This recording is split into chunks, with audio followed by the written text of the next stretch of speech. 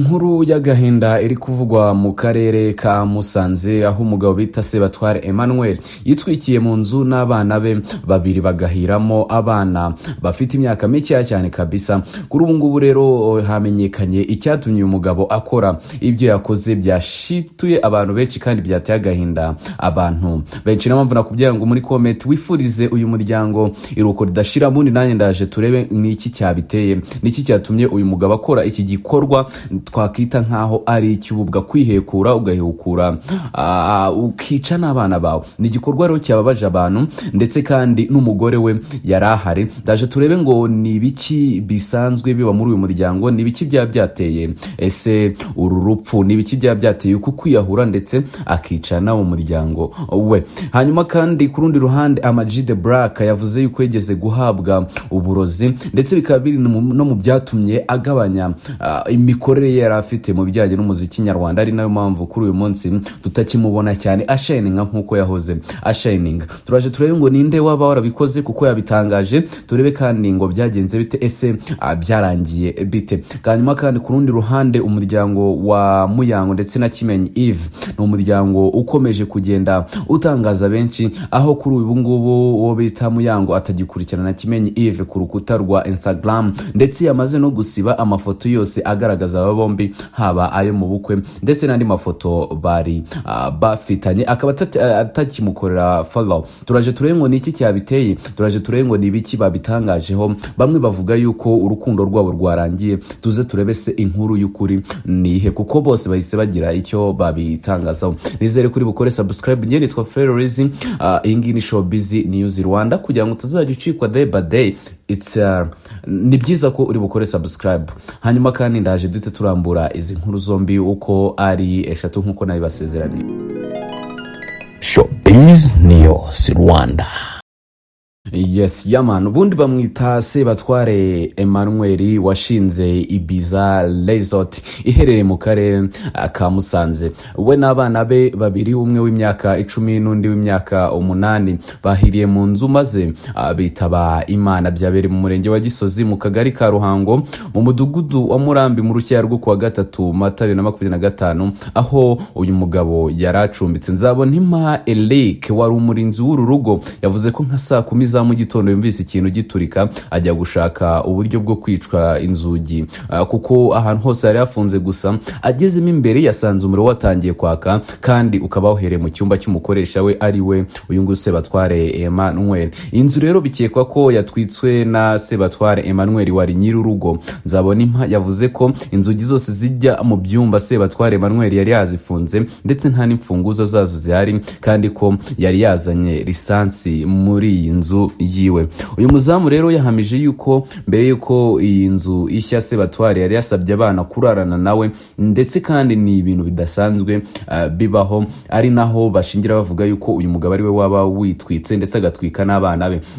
Ndetse kandi asaba bahabaga bose kuryama kare kandi ko bagomba gukuraho telefone zabo. Ubundi we yasigaye mu ruganiriro areba televiziyo, ubwo ni nyuma yo gufata amafunguro. Ubwo rero iyi nzu yashyaga, nyina wabo bana bivuga ko we atarari muri iyo nzu, ahubwo yari yaraye imusanze muri gahunda z'akazi ahagera mu gitondo. Muri uyu muryango ubundi hari hasanzwe havugwa inkuru z'uko uyu mugabo Sebatware Emmanuel adacana uwakana nyina w'aba bana, ndetse ko umwe ashobora kuba aca inyuma undi. Ari naho abantu bahera bashingira bavuga yuko uyu mugabo yaba yakoze ibintu nkana kugira ngo ababaze umugore we, cyangwa se akaba yarabikoze aziko n'umugore we ahari, aziko yamufunganye mu cyumba, bityo bikarangira atwitse inzu ndetse n'abana be bakabipfiramo. Igikorwa cyababaje abantu benshi, igikorwa kandi cy'agahinda.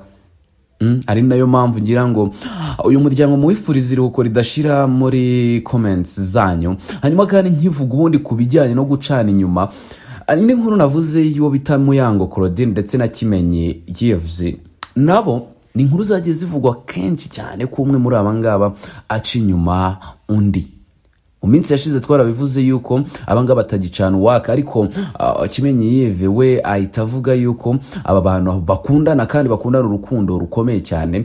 Ni mu gihe umwe yagiraga birthday ku munsi w'abakunda ntihagire no posting undi kandi ariko byahoze mbere na mbere. Hanyuma Kimenyi aza gutangaza yuko ngo bari gucana uwaka nta kibazo gihari ari uko badashaka gukoresha imbuga nkoranyambaga. Kuri uyu munsi rero byongeye bisubira irudubi aho uyu nguyu Muyango Claudine yakoze unfollow cyangwa se ku rubuga rwa Instagram akaba atakiri gukurikirana uyu nguyu Kimenyi Yves. Muyango rero akaba yakoze unfollow, si ibyo gusa ahubwo yahise asiba n'amafoto yose yiwe ari kumwe n'uyu nguyu Kimenyi. Ni ibintu abantu bibajijeho cyane. Ibi bintu turabizi ko biba ku bantu bashwanye kandi batazongera kuvugana batagicana uwaka.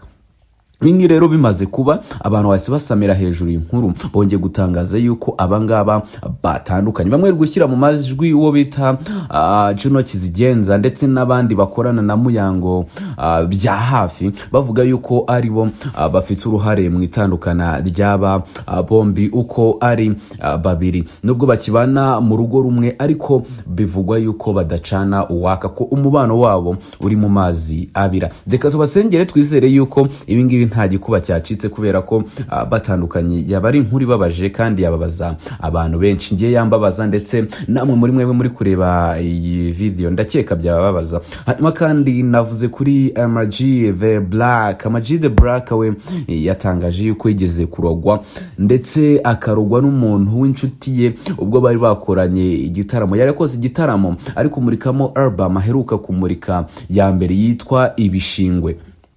Avuga yuko uwabikoze rero nta kindi yaragamije ko amafaranga yavuye muri icyo gitaramo ari buri buyaryeho wenyine, abayakoreye abacuranza ba MCs ndetse n'abandi bose nta numwe uriyeho niritoboye. Hanyuma rero uwamurogesheje we yifashishije undi muntu wari umuri hafi.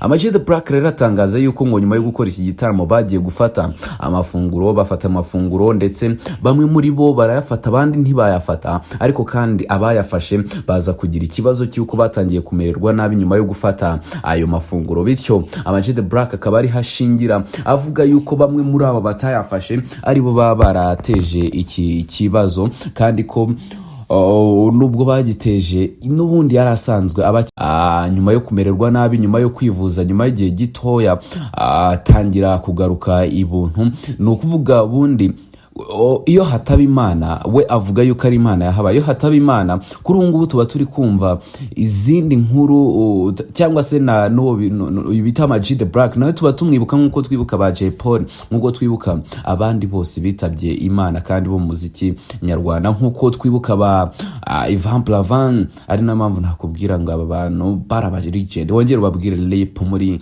comment. Njye nabakunda cyane twa Frere Rizzi, nizere ko Imana ikomeje kubatiza ubugingo amafu n'amafaranga. Imana ibarinde cyane, ndabakunda. Kore subscribe. Showbiz News Rwanda.